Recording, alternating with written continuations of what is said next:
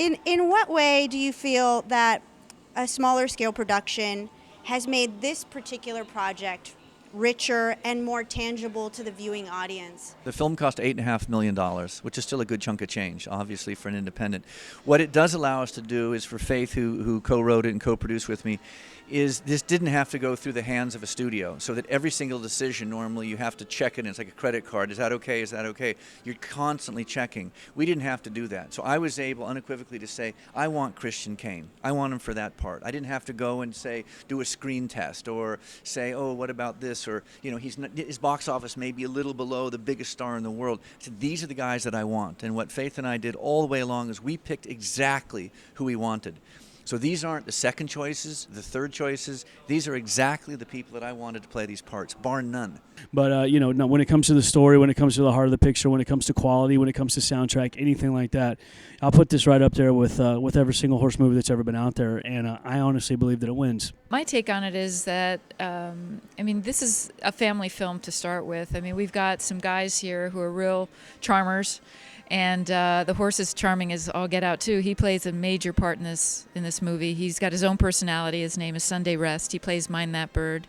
There's something really romantic in my mind about cowboys, the West, horses, and just this particular group of people is really amazing because they bring it all to life. The one thing that is really apparent is I'm not sure any studio would really take the time to dig into the story as deeply as Jim and Faith did. You know what I mean? They were hanging out with the guys, getting to know them. They became family with them, with the real guys. And I don't think I can imagine a studio head going and doing that. So what happened is they brought this extra color and texture from knowing them into the script. And we were able to source material and stories from them because they had kind of experienced all these things with these real people, Mark Allen and Chip Woolley and Doc Block. And so that's something you would probably miss with a studio. Did any of you discover anything cathartic, whether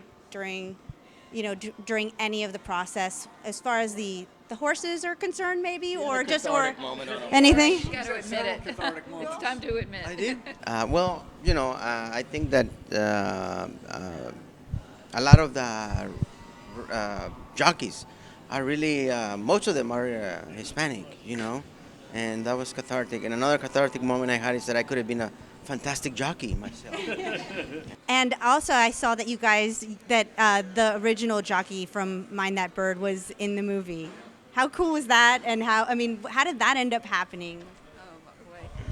Calvin Burrell is playing himself in this movie. He did win the Derby on Mind That Bird and two other Derbies, as a matter of fact. He's this amazing jockey.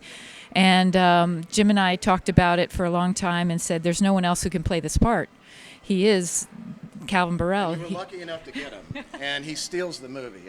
We're all actors, and it's a hard thing for an actor to concede that someone had a better screen presence than you did. And this guy, Calvin Burrell, I'd never met him, never heard about him, and was fortunate to meet the guy, and he's wonderful. And literally just takes the movie and runs away with it under his arm. He's on a horse.